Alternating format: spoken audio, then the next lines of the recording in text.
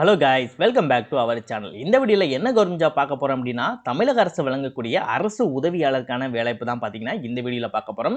So உதவியாளர் வேலைப்பு மட்டுமே இல்லாமல் காவலர் போஸ்டிங் இருக்குது, அதுக்கப்புறம் கணக்கு இருக்குல்ல அந்த மாதிரி போஸ்டிங் இருக்குது. ஸோ இந்த மாதிரி 3 விதமான ஜாப் போஸ்டிங் வந்து கொடுத்துருக்காங்க. ஸோ அது என்ன மாதிரி ஜாப் போஸ்டிங், யாரெல்லாம் அப்ளை பண்ண முடியும், எப்படி அப்ளை பண்ணலாம் அப்படின்ற ஃபுல் டீட்டெயில்ஸ் பார்த்தீங்கன்னா இந்த வீடியோக்குள்ளே நம்ம தெளிவாக பார்க்கலாம்.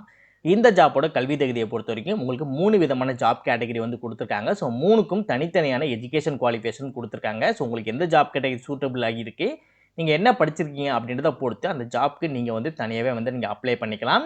ஸோ கல்வி தகுதியை பொறுத்த வரைக்கும் 8வது 12வது ஆர் டிகிரி இதில் நீங்கள் எது படிச்சிருந்தாலுமே சரி இந்த ஜாப்க்கு வந்து உங்களால் வந்து அப்ளை பண்ணிக்க முடியும். காலியிடங்களை பொறுத்த வரைக்கும் உங்களுக்கு 300 காலியிடங்கள் அவைலபிளாக இருக்குது. தலா ஒவ்வொரு ஜாப் போஸ்ட்டுக்கும் 100 வேகன்சி அப்படின்ற அடிப்படையில் 300 வேகன்சி அவைலபிளாக இருக்குது. ஸோ 300 வேகன்சி அப்படின்ற போது உங்களுக்கு வந்து நல்ல ஒரு வேகன்சி தான். ஸோ நிறைய பேர் அப்ளை பண்ணுங்கள், நிறைய பேருக்கு கிடைக்கிறதுக்கு அதிகமான வாய்ப்புகளும் வந்து இருக்குது. ஸோ எந்தவித தேர்வுமே இல்லாமல் உங்களை செலக்ட் செய்வதாகவும் அறிவிச்சிருக்காங்க. ஆண்கள் பெண்கள் 2 பேருமே சரி இந்த ஜாப்க்கு அப்ளை பண்ணிக்க முடியும். அண்ட் ஆண்கள் பெண்கள் 2 பேருக்குமே எந்தவித தேர்வுமே கிடையாது, எந்தவித கட்டணமும் இல்லாமல் இந்த ஜாப்க்கு உங்களால் அப்ளை பண்ணிக்க முடியும். ஸோ நேர்காணல் மட்டும்தான் அப்படின்னு இருக்காங்க. ஒன்ஸ் நீங்கள் அப்ளை பண்ணி முடிச்சதுக்கப்புறம் எப்போ நேர்காணல் அப்படின்றத தெரிவிப்பாங்க. ஸோ நேர்காணல் டேட் எப்போவோ அந்த டைமில் போய் நீங்கள் இன்டர்வியூ அட்டன் பண்ணுற மாதிரி இருக்கும்.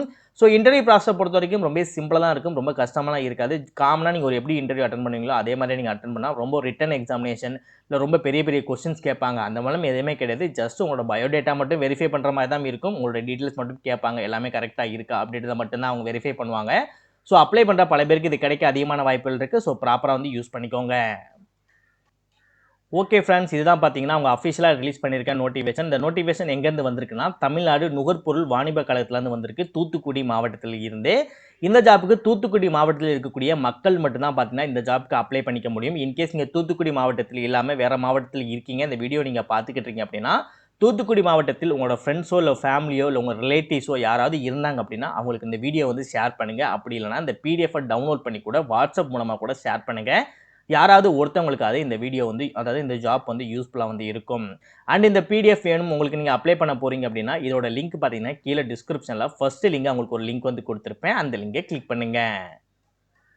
நெக்ஸ்ட்டு இந்த மாதிரி உங்களுக்கு ஒரு வெப்சைட் வந்து ஓப்பன் ஆகும். இந்த வெப்சைட்லேருந்து அப்படியே கீழே ஸ்க்ரால் பண்ணி வந்தீங்க அப்படின்னா உங்களுக்கு தேவையான பிடிஎஃப் அப்புறம் நோட்டிஃபிகேஷன் எல்லாமே உங்களுக்கு தனித்தனியாக வந்து கொடுத்துருப்பாங்க. இதில் உங்களுக்கு எந்த லிங்க் தேவைப்படுதோ அது பக்கத்தில் இருக்கக்கூடிய கிளிக் ஹியர் அப்படின்ற ஆப்ஷனை வந்து நீங்கள் கிளிக் பண்ணுங்கள். நெக்ஸ்ட் ஒரு பேஜில் பார்த்தீங்கன்னா இந்த மாதிரி உங்களுக்கு வந்து ஓப்பன் ஆகும். இந்த பேஜோட ஸ்டார்டிங்லேயே உங்களுக்கு கிளிக் ஹியர் அப்படின்ற ஆப்ஷன் வந்து ஷோ ஆகும். இந்த கிளிக் ஹியர் மேலே வச்சு நீங்கள் கிளிக் பண்ண உடனே நீங்கள் இதில் கிளிக் பண்ணியிருக்கீங்களா இந்த ஃபைலு ஜென்ரேட் ஆகி உங்களுக்கு வரதுக்கு ஒரு 10 to 15 செகண்ட்ஸ் மட்டும் எடுத்துக்கும். ஸோ நம்பர் டியூரேஷன் ஓடிக்கிட்டு இருக்கு, நீங்களே பாருங்கள். ஸோ 10லேருந்து ஒவ்வொரு நம்பராக குறைஞ்சி 0 அப்படின்ற வர வரைக்கும் நீங்கள் வெயிட் பண்ணாலே போதும். 0 அப்படின்னு வந்த உடனே ஆட்டோமேட்டிக்காக இந்த பேஜ் அப்படியே பார்த்தீங்கன்னா இந்த மாதிரி அப்படியே கீழே போயிடும். ஸோ கீழே வந்த உடனே லைட்டாக ஸ்க்ரால் பண்ணி நீங்கள் மேலே வந்தீங்கன்னா இந்த இடத்துல டவுன்லோட் நவ் அப்படின்ற ஆப்ஷன் பார்த்தீங்கன்னா உங்களுக்கு வந்து ஷோ ஆகும். இந்த டவுன்லோட் நவ் அப்படின்றத நீங்கள் கிளிக் பண்ண உடனே இதில் நீங்கள் எந்த லிங்கை நீங்கள் கிளிக் பண்ணியிருக்கீங்களோ அதற்கான பேஜ் உங்களுக்கு வந்து டவுன்லோட் பண்ணி எடுத்துக்க முடியும். கீழே டிஸ்கிரிப்ஷனில் ஃபர்ஸ்ட் லிங்காக கொடுத்துருக்கேன், ப்ராப்பராக செக் பண்ணி பார்த்து ப்ராப்பராக அப்ளை பண்ணுங்கள்.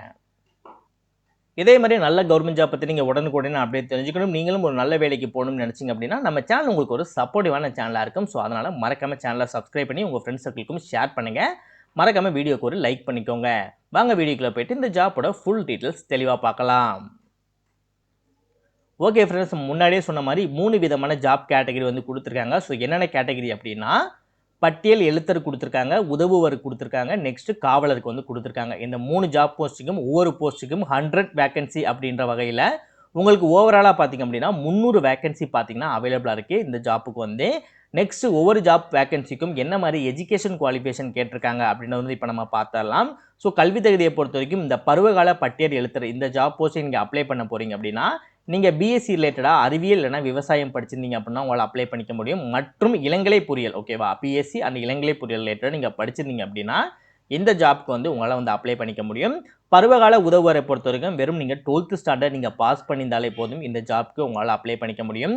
பருவகால காவலரை பொறுத்த வரைக்கும் வெறும் 8ஆம் வகுப்பு நீங்கள் பாஸ் பண்ணியிருந்தாலே போதும் இந்த ஜாப்க்கு நீங்கள் அப்ளை பண்ணிக்க முடியும். இப்போ இந்த ஜாப்போட வயது வரம்பு எவ்வளோ இருக்கணும் அப்படின்றத வந்து நம்ம பார்த்தலாம். இதுக்கு வந்து ஏஜ் லிமிட் மட்டும் தான் கொடுத்துருக்காங்க, ஏஜ் ரிலாக்ஸேஷன் கொடுக்கல. ஸோ இந்த ஏஜ் லிமிட்டுக்குள்ளே மட்டும் நீங்கள் இருந்தீங்க அப்படின்னா இந்த ஜாப்க்கு வந்து நீங்கள் அப்ளை பண்ணுங்கள். ஃபர்ஸ்ட்டு பருவகாலர் பட்டியல் எழுத்தரை பொறுத்த வரைக்கும் ஒவ்வொரு கேட்டகரிக்கும் எவ்வளோ ஏஜ் லிமிட் இருக்கணும் அப்படின்றத கொடுத்துருக்காங்க. இன்கேஸ் நீங்கள் எஸ்சி எஸ்டி எஸ்சிஏல வரீங்க அப்படின்னா உங்களுக்கு 37 வயதுக்குள்ள இருக்கணும். எம்பிசி, பிசில இருக்கீங்க அப்படின்னா 34 வயதுக்குள்ள இருக்கணும். ஓசில இருக்கீங்க அப்படின்னா 32 வயதுக்குள்ள இருக்கணும்னு இருக்காங்க. இந்த பருவகால பட்டியல் எழுத்தர் இந்த ஜாப் போஸ்ட்டுக்கு மட்டும்.